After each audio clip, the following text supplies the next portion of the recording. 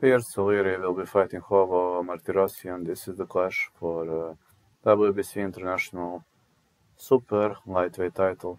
Martirosyan has never been defeated in his whole life, and he's got a lot of experience.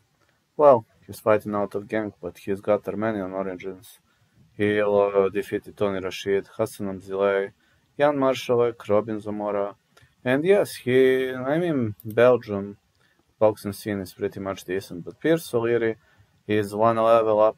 He is a really tough fighter out of Dublin, Ireland. He destroyed King Gardner, Aline Florian, Emmanuel Mugangela also destroyed Robin Zamora in the second round, and I just have a feeling that Pierce O'Leary is a way better boxer. Hovo Martirosyan was fighting decent opponents, but this guy is just a whole different level.